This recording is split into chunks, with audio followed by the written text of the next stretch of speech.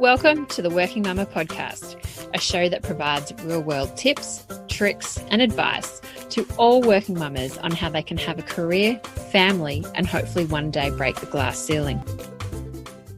Hey there, Mama. Welcome back to another episode of the Working Mama podcast. This week, I have an absolutely dynamite, an absolute amazing guest of Mia Fileman on the podcast as a guest. You may know her from Campaign Del Mar, and she's like the queen of queens around campaigns.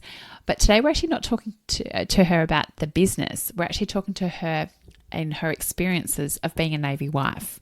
So I know many of us sometimes are like, oh my goodness, I wish my husband had helped out more. Well, for 9 weeks at a time, at different periods, she has no help. She's on her own in Darwin, managing literally everything. So Mia's story is really inspirational and really interesting as well about how she goes about this journey. So she's got a lot of different hints, tips, and fun stories along the way. So as always, I would really appreciate if you would be able to leave a rating, a review, and actually share it with someone else that you think may also enjoy this podcast. So I'll let you get into this absolutely amazing episode with Mia. Welcome to the Working Mama podcast, a show that provides real-world tips, tricks, and advice to all working mamas on how they can have a career, family, and hopefully one day break the glass ceiling.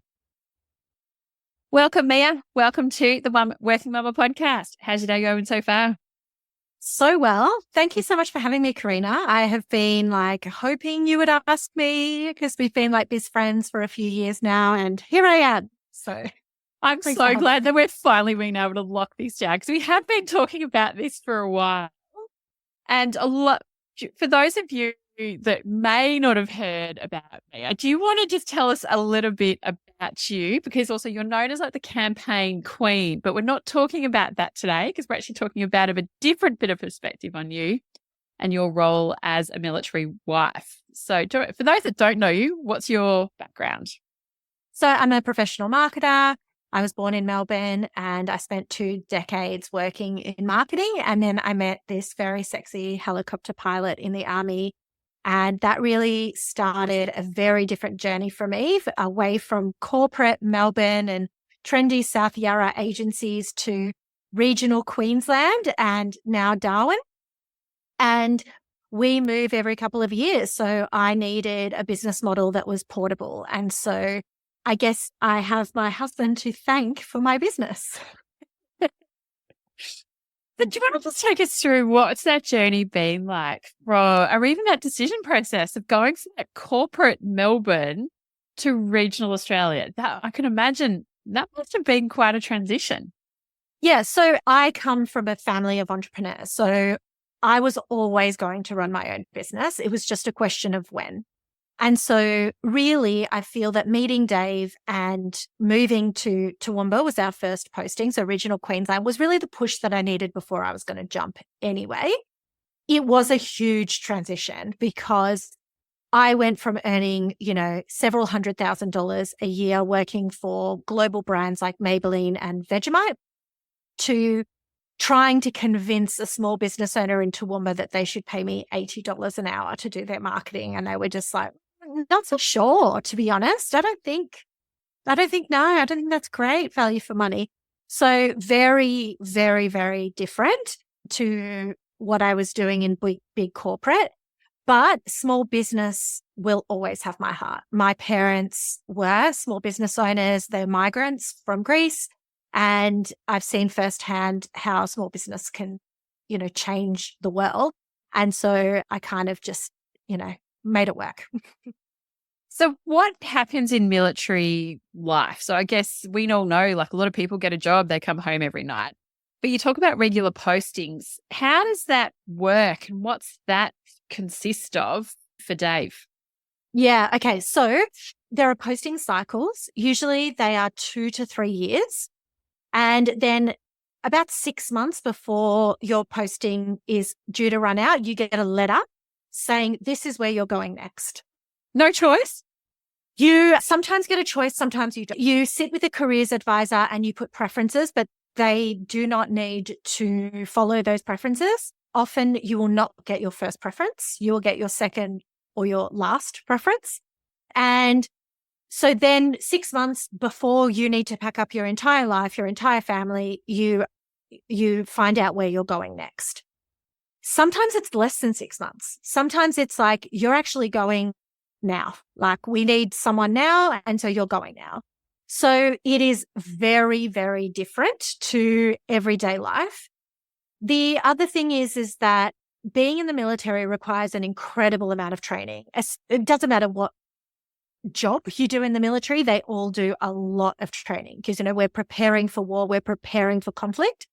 So in terms of my husband going away, he is away for around 4 months of the year on average, sometimes more, sometimes a little bit less, definitely a lot less during COVID, but definitely a lot more this year because he just had more training exercises and more courses that he needed to do. So every time you get promoted in the army, you have to do like a 9-week course somewhere interstate. And you just check out of your life. You just go and do this 9-week course, and there is zero support for the family. I mean, there's a like a phone number you can call if something goes wrong, but it's not. How nice. There's a phone call. Yeah. But there's not like, oh, hey, you are going to be solo parenting for the next 8 weeks. So we're going to give you some additional money for after school care, or we're going to, no, there's nothing. There's absolutely nothing. So I do solo parent a lot of the time. What I guess surprises people the most about it is that when he comes back from these courses and these exercises, it's not like FIFO. He doesn't then get a week off. He goes straight back to work the next day. However, having said that, there are some great benefits to being in the military. And this is year 12 for me. So I've done this for a really long time. It has allowed us to see parts of Australia we would never have gone to before, like Darwin. And they do pack us up and move us every time. They put us up in great temporary accommodation while we wait for our furniture. My husband is paid extremely well for what he does. He gets 8 weeks of annual leave a year.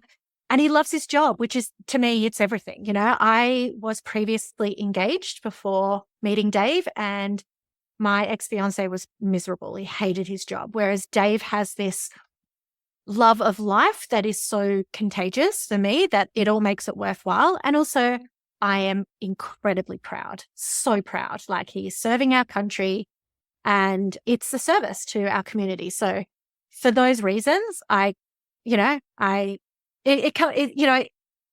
to reconcile the good with the bad. Yeah, no, that certainly seems, when we talk about the mental load, you seem to wear it, for 4+ months of a year. What's that like? Because I know, like, we always talk about, share the mental load and that, but how does that work? And when he comes back from a training or a deployment, is it just he then just slips straight back in, or how does that go as well? Yeah, so there's a readjustment period. So my husband's an officer, which makes things a little bit differently, a little bit different. When officers go away for like a training course, they're treated pretty well. Like, all their meals are catered for in a mess. Their towels are washed for them. Their rooms are cleaned for them. My husband has never booked a dental appointment or a doctor's appointment. It all gets booked for him. So when he comes back after 8 or 9 or 10 weeks away, there's an adjustment period. It's like, hey, don't forget to take out the rubbish. And like, I've had to do those jobs while he's away. Like, they have to get done. The rubbish needs to get taken out. I cook, 7 days a week, or, maybe 6 days a week when he's away. I do, the tidying up. And so he's not used to doing it. And so then we have to readjust. I have to remind him sometimes that, oh, hey, Sunday night is the night that you cook dinner. And, oh, don't forget about the bins on Tuesday. And so that does make it difficult. When he goes away, it's quite intense for him, but it's also incredibly intense for me. And so when he gets back, I just want to hand 2 kids over to him and say, see you later. But he's often underfed, tired, worked 12-hour days, worked evenings, worked weekends, especially if he's been on exercise. My husband will come back 6 kilos lighter, 8 kilos lighter, because they're eating wrap packs. They're not having catered meals. And so he's exhausted. And that's really difficult because I am like counting down the days until he gets back so that I can have some support. But actually, he gets back and he needs support, So, And I guess while he's away, if you're in a city that you've got no family, what's your support options in those situations? Zero. I have zero support options in Darwin. I have my mother's group friends who are amazing and they're fantastic friends, but they are busier than I am. My closest friend here has 4 boys. Wow. And she's a doctor. She actually heads up the emergency department of Royal Darwin Hospital. So no, she's not going to take my kids. I'm going to take hers. And then my other friend is also a business owner and she runs the crepe van at the Mindle Beach markets, which if you know Darwin, you know that the crepe van is the most famous thing to do at the Mindle Beach markets. There's an hour queue there. And so she's also incredibly busy. I don't know. I should just choose better friends. Knowing you, I can't imagine someone that's going to be too slow in life. Yeah. So, I have the 2 busiest friends on the planet in Darwin. And I remember distinctly a couple of months ago, Dave was away and I was sick. And I picked up my phone to text Erica to say, could you please take my kids? And there was a message from her saying, could you please take my kids? Damn you! So I don't have any family support. My closest family is in Canberra and I do pay a lot in babysitting and my kids go to after school care. So I have to just fork out the money. I feel like where I have done well is training my kids. Like we will sit down and we will have a conversation. Dad is going away for 8 weeks. I'm on my own. I'm running a campaign, of course, always the way. So I really need your support and your help. And we're all going to do it together. And there's going to be lots of rewards and we're going to have a really good time. And we're going to go and do this and we're going to go and do this. But you need to help me during this time. And they don't know any different. This has been their entire life. And so I feel like my kids have had to step up just out of pure necessity. And so how have you navigated your career then as a working mum going, initially to Toowoomba trying to get the small business owner to pay you $80 an hour? And what's then been your journey to get to where you now are running your own business? And did you have to initially do, office work as part of the deployment and try and change that every 2 years? Or what's your career journey been like as a military spouse? Yeah, so after I left corporate, and I moved to Toowoomba, I started a consultancy, which became an agency. And that was great for the 2.5 years that we were in Toowoomba because it's one location and easy. Where it got tricky was when we got the first posting order, which was to Darwin, but I still had an agency in Toowoomba. So, and then I found out I was pregnant when I moved to Darwin. And in the year that I was pregnant, I made 6 flights between Darwin and Toowoomba, which it's a 4-hour flight from Darwin to Brisbane. And then you've got a 2.5-hour drive down the Warrego Highway to go to Toowoomba. I did 6 of those while pregnant, bawling my eyes out the entire time, thinking why am I doing this? But my business was in Toowoomba and I had just been sent to Darwin. So we opened a branch of our agency in Darwin because that's where I was. I hired a manager in Toowoomba. So that was good. And then I did 5 years in Darwin, had another baby. And then when we got the posting order to Newcastle, I was like, I can't do this. An agency model makes 0 sense for me as a military spouse. It takes around 2 years in a location to set up an agency. I worked a lot with government, and so that requires getting on government tenders, and it can take 6 months to get on a government tender. So it was that posting order to Newcastle. So now the 3rd time I've moved in a number of years that I said an agency model is no longer for me, and I pivoted, for lack of a better word, to an online business model. And since I did that in 2019, it is literally like the poster says, you close your laptop in one location and you open it in the other. Like it makes absolutely no difference to my customers where I physically am. I don't have any clients in Darwin. Well, I think I've got a couple, but it doesn't matter where I am. My clients are all over the world. Wow. What a good way. And is that common for some other military spouses in your experience as well, that Yeah. they've just had to adapt, and particularly that online model now with technology, it certainly works well for them? Yeah. So what I find anecdotally, of course, like I don't have the statistics for this, but a lot of defense spouses are nurses and teachers because these are jobs that are really easy to get in new locations. Or I say easy. Teacher, you have to pass some exams to get qualifications to teach in different states, but it is at least you're going to get a job pretty quickly. Nurses especially, so easy to do that.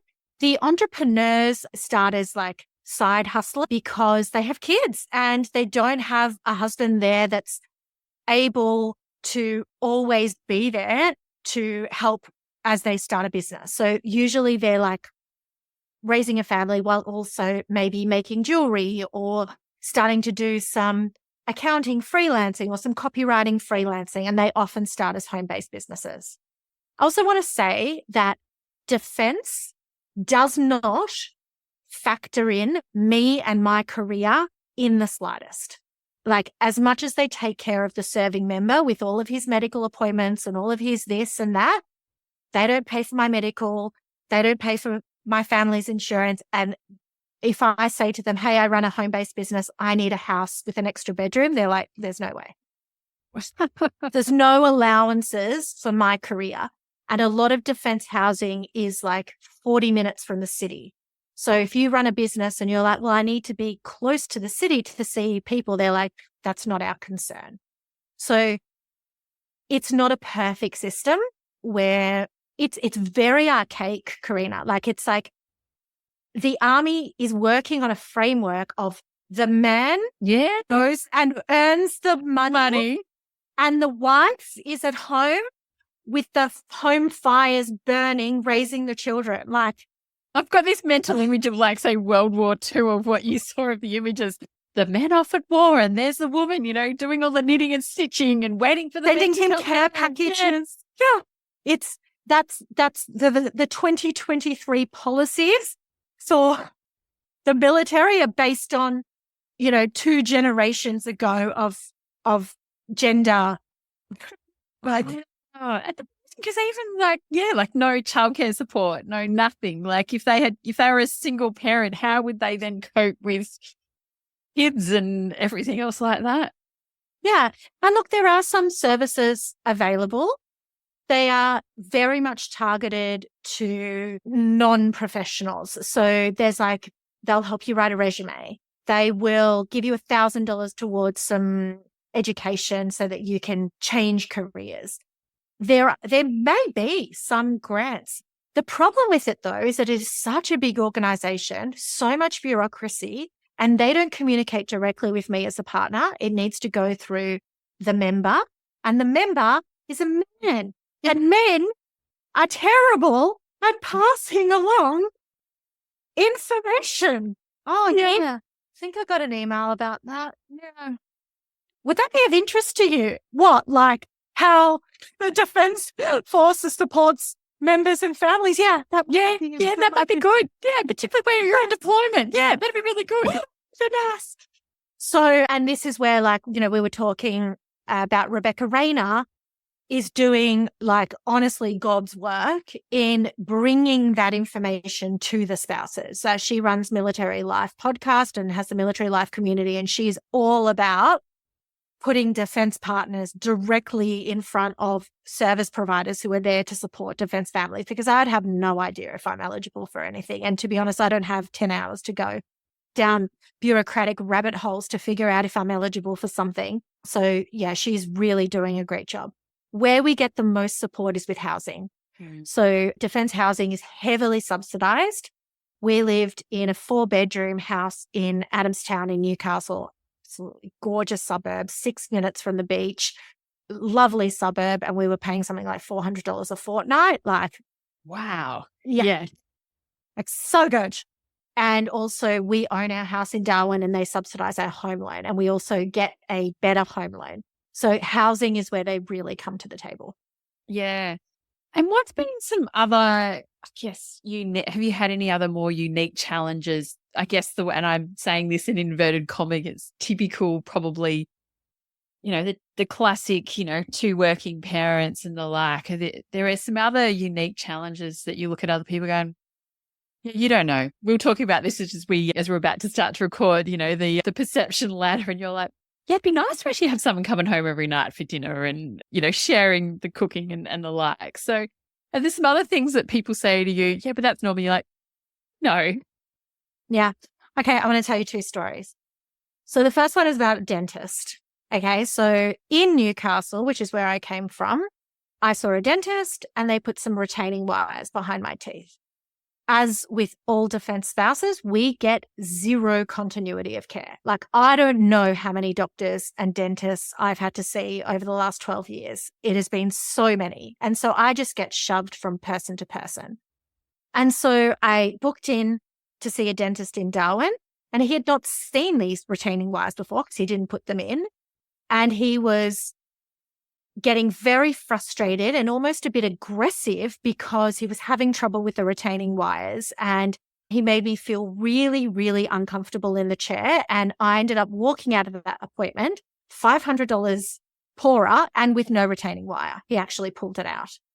And I just bawled in the car on the way home because, there was no empathy and no compassion for the fact that, like, this is my life.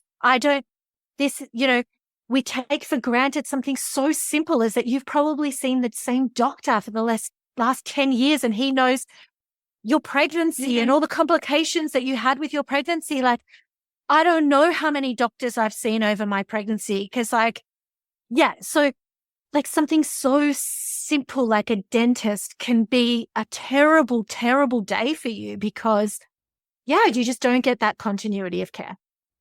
And then I want to tell you an even sadder story, which was my birthday this year. I woke up to phone calls, text messages. My phone was lighting up and I was really excited. I love my birthday. I'm a Leo, so bring on the attention. And I was like, oh, this is exciting. I'm going to get out of bed and I'm going to start seeing all the love. And the first text message that I received was from my good friend Casey saying, Mia, there's been a helicopter crash on the exercise that your husband is currently on. Is Dave okay? I'm like, of all the little things in my life, I have to change my number plates and I have to get, new license and registration every time I move and I have to pick up my family. We kind of gloss over the fact that my husband does a very dangerous job. Yeah. And, that was my birthday. And I confirmed 15 minutes later that it was not my husband that died, but it was some other military spouse's husband that died that day. 4 brave soldiers died in a helicopter crash. And then I spoke to my husband. He's like, oh, I don't know if I should tell you this, but I was actually in one of those helicopters that crashed. I'm like, no, I don't think I needed to hear that. Thanks, Dave. Oh my God. So there's that. We just live with this constant niggling, buried fear that could happen. It could happen on exercise and it could absolutely happen on deployment. And I guess there's so much going on literally as we're recording this around the world at the moment that, with Israel and Hamas, it's just, there's, oh, yeah. That honestly, you're telling that story, no joke. I was getting chills as you were just saying that. And, it's probably that in the back of your mind, it's that phone call. Yeah. That you never particularly want. Yeah, that's full on. Well, fingers crossed, Dave is always going to be coming home. What do you do to, when he's coming back, but even while he's on deployment, how do you maintain that communication, not only for yourself, but also for the kids and maintaining their relationship with their dad? Yeah, so I would speak to him every couple of nights if I can. There are times where he doesn't have comms at all, which makes things a little bit tricky. We do try to FaceTime with the kids. The kids are quite young, so if he's not physically there, it makes it a bit challenging. They're running around. You think it's going to work doing that, but it doesn't actually. Like I said, I think my kids don't know any different. So this is par for course for us. I feel like it takes a particular type of personality, type of person to be a defense spouse. I've always loved adventure. I've always loved travel. I lived abroad for 2.5 years before I met Dave. I just picked up my life and moved to France. I didn't speak French. I didn't have a job. I didn't know anyone in France. I met a boyfriend in Thailand and I went to France, like just crazy. And I broke up with the boyfriend very soon thereafter, but I stayed in France for 2.5 years. So that's kind of how I like to live my life anyway. So this sort of pick up and move suits me. So I guess, that would be the first thing is if you love being around your family and you need family support and, you can just pop over to your mum's for dinner and, you and your sister go for runs every week, then this is not the life for you. You have to be made of different stock and you have to really enjoy your own company because even though I'm a raging extrovert that requires time on my own. So I'm sort of a middle of the road. So I find that the times that Dave's away can be quite beneficial to me in some ways. So I eat what I want as opposed to having to make these big, meaty, carb-loaded dishes that he eats. Like I'm really happy with a salmon salad, whereas he's not going to eat that. I watch what I want, as I'm sure most couples have to compromise on what they're going to watch. I can Virgin River that for as much as I like. Yeah, it's an opportunity for me to do things that I really enjoy doing that he doesn't like doing. I'm big into theatre and the arts, so I'll try to book lots of shows. It also means I have to pay lots of babysitters in order to get that time away. So it really comes down to this lifestyle has to suit you, and it does suit me. I think the thing that keeps me going the most is the pride in what he does and the fact that he's happy. That's all you want for your partner, isn't it? And so if he's 100%. happy, Yeah. if he's happy, he's got this really cool job, like seriously cool. And, he's doing something that's really giving back to our society, then you can put up with the lot. Yeah. Yeah. And you've got so much pride and that certainly comes through in so many ways. There's obviously those moments where it's just, I remember that helicopter crash and you were the very first person I think I thought about when I heard that of actually what was happening. So it's one of those things. And I think also just in the back of your mind about what's happening around in the world at the moment, it's a very real and quite scary at times, even just as a plain civilian about what's happening. It's certainly there. So are there any other tips that you've got in terms of how you manage the juggle, I guess, with having your own business, which is a successful business, and certainly you are known as the campaign queen and the campaign expert. So you really built up this business, but then also maintaining this, I guess, transient life as well for both you and your kids. Yeah, I think I've worked out quite a few hacks over the time. So I've always expected my kids to play independently. So, I've tried not to, helicopter parent them too much so that they build those skills to be able to play independently. I talk to them a lot about my business and I try to involve them in the business. It has taken work for them to understand that I'm at home, but I'm working and that they can't interrupt or that I can't be, giving them my sole attention for this time. And that's going to be constantly evolving. But I think that I handle that better than most just out of pure necessity. Whereas I know that I've got friends that say, my kids are home, I can't work. Whereas I would never be able to work if that were the case. So it has to be a balance where my kids know there are times that they're at home, but I'm working. So that helps for sure. I'm also very good at working from wherever I am. So if that's basketball training, if that's the car, if that's soccer training, like I look so ridiculous, but I will have my laptop at the soccer training and I will be, catching up on something there. What else? I mean, it's a lot of little things like, I do Woolworths grocery delivery and I batch cook and I eat from my freezer and, like there's those little things that I think add up, it's like, it's all cumulative. It's not one big thing. It's like all these little time-saving hacks that you can piece together, that you can win back the time. But like, I do get frustrated when people are like, oh, I've got no time for exercise and no time for self-care.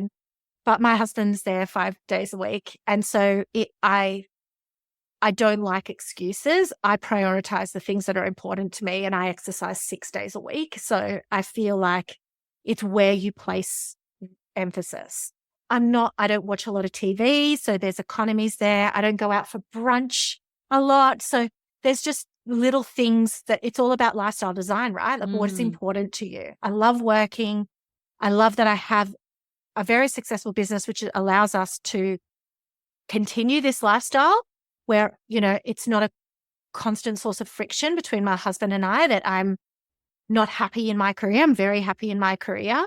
I should also mention that divorce rates amongst civilians sits at about 45, 42%. Divorce rates amongst defense families is 55, 60. Like it's staggeringly higher because this lifestyle is so difficult. So I don't want to get divorced. I love my husband. So yeah, where was I going with that? Your tips. Yeah, my tips. So I'm thankful that this business works the way that it does so that I can continue this lifestyle and it's not going to be forever. But while he's happy in the military, I'm really happy to give this a good hard crack. I love one of your hacks of living in Darwin that you gave a little while ago is that you have to put the flour into the fridge. I never knew that about living in the top end. That was amazing what you have to keep in the fridge. So even just living in Darwin, I found that was certainly an insight that you were able to give. Yeah. Oh my gosh. Everything has to go in the fridge. The chocolate, the meat that we don't eat. Like, so if there's a little bit of taco meat left over from dinner, we're not going to eat it. That has to go in the freezer. If that goes in the bin, I've got a maggot problem the next day. And it's like so gross. So gross. But like living in regional areas, which is what I've done for the last 12 years, is awesome. Like I don't want to move back to Melbourne. We don't have any traffic. The pace is slower. My kids go to school with like less than 250 kids in the whole school. Like there are definite benefits to living in these regional areas. And I would never have experienced that if I had stayed in big city Melbourne. So I guess my biggest tip is just to focus on the unique opportunity that this life gives you. Okay. Like there are people who are like, I'd love to go to Darwin, but first of all, the flights are $3,000 and you have to fly in the middle of the night, and then accommodations $600 a night. And then, it's hot as hell. So, there are Australians who will never come and see the top end. And I've been able to live here for 6 years and I don't even feel like I've scratched the surface in terms of exploring it. So again, I would never have had that opportunity before. Yeah, it's certainly, as you said earlier, you're able to see parts of Australia and certainly go on family holidays, give really these amazing experiences to your kids in situations that you wouldn't be able to otherwise. Have you been to Darwin, Karina? I have, yes. Yeah. I've done it once before for work, but it's certainly on my bucket list to go back. And I remember this amazing thunderstorm rolling in, and I was in this, you could just tell, and the rain was torrential. Mm-hmm. I think I went about November. Hot. It was very hot. I remember walking off the plane. Even the plane was hot. Yeah, but like you're right. Like, when are you going to see that kind of monsoonal kind of storm? Like, so cool. Yeah, no, it's definitely it's something my husband and I have talked about. Is taking the kids up there. I think also just to appreciate and just to experience a different part of Australia and civilian life, and change perspectives even in your own country. So yeah. And just wondering, because I know that you've got some exciting things coming up for yourself and your family, but how do you, where do you see yourself going forward, your future goals and aspirations? So obviously Dave is quite happy at the moment, yourself, I'm guessing the kids are pretty used to life as it is at now. So how do you see this, playing out as with a military spouse, your own career and things like that going forward?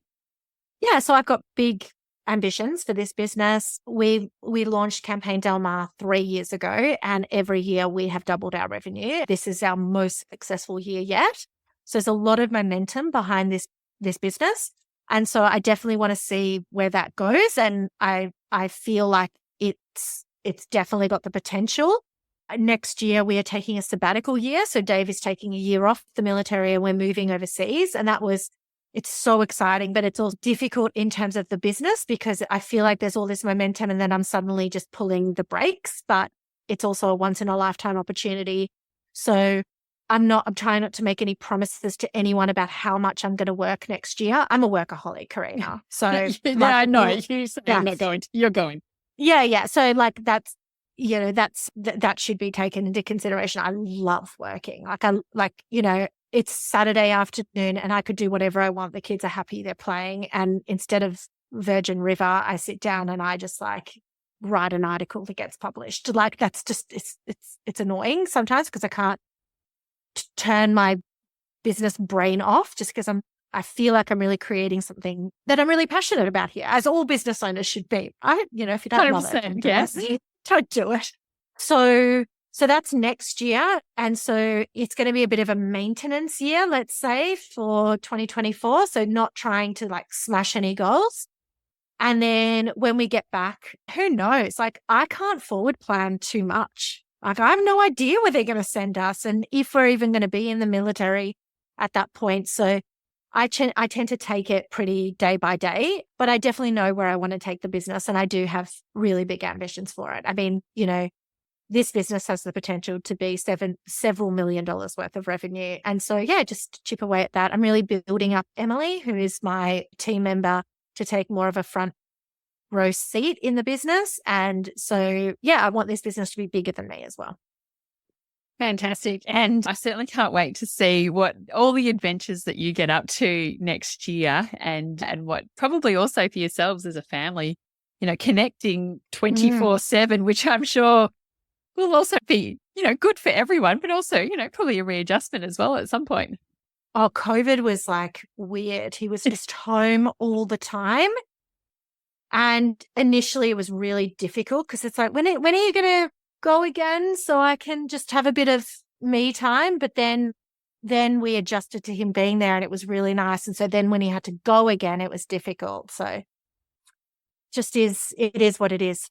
Yeah. And what do you do to Mia to fill your cup and, keep yourself sane? So exercise is a big thing for me. I start every day with exercise. I love yoga. I've just discovered reformer Pilates. Like for someone that does quite a bit of exercise, I'm almost embarrassed to admit that I've never done reformer Pilates before, but I discovered it last week in Melbourne, actually. Oh, how good is it? That's why I'm like, oh my God, the burn. The burn. I go to F45. I go for walks. I have a bike. I ride my bike. So like I find that I can handle almost anything if I've had a sweat session. And then, just good food and that living in the tropics helps as well. Like I'm constantly in a beautiful natural environment, like I'm staring outside. It's a tropical garden. The pool's right there. Like it's pretty good for refilling your cup. Fantastic. Well, thank you so much for sharing your journey and your story as a military spouse, because it's not something that, not many people know about, and you've certainly lifted the lid. And for those that want to get in touch with you and hear a little bit more about Campaign Del Mar, how can they get in touch with you? Oh, yeah, I'm everywhere. I get around. So the best place is campaigndelmar.com, but I'm also on Instagram, LinkedIn, and TikTok. And you've also got your own podcast as well. Oh, I do. I forgot about that. Thanks so much. It's called Got Marketing with the question mark. So definitely I'd love for any fellow marketing geeks to tune in and have a listen. Yeah. And she's always got some really helpful, insightful tips on there. And she's also got a really good weekly email as well. So definitely, that's right. I'll do your plugs for you, Mia. Oh, Well, thank you so much, Mia, for everything. And I can't wait to follow your journey next year because I know you're going to near a ski resort and I'm very excited to watch how the family goes there. So thank you so much. Really appreciate for your honesty and, fingers crossed and best wishes for Dave staying safe and good luck in Darwin. And thank you again so much for sharing your story. Really appreciate it. I loved this. Thank you so much, Karina. Definitely different for me. I'm so used to talking about marketing for 45 minutes. It's like supposed to be scary to talk about the other stuff. No, thank you. Thank you for listening to the Working Mama podcast. Subscribe to the podcast on iTunes, Spotify, or your favorite podcast catcher. Please also feel free to contact me on any of the Working Mama social channels. Remember, Mama is MUMMA, or website www.workingmama.com.au.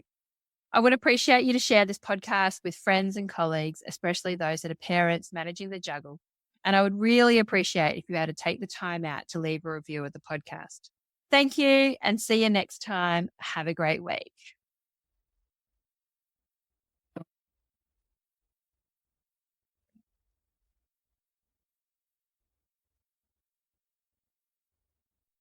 Thank you for listening to the Working Mama podcast. Subscribe to the podcast on iTunes, Spotify, or your favorite podcast catcher.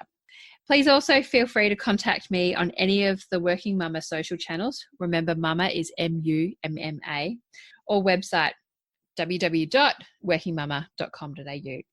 I would appreciate you to share this podcast with friends and colleagues, especially those that are parents managing the juggle. And I would really appreciate if you had to take the time out to leave a review of the podcast. Thank you, and see you next time. Have a great week.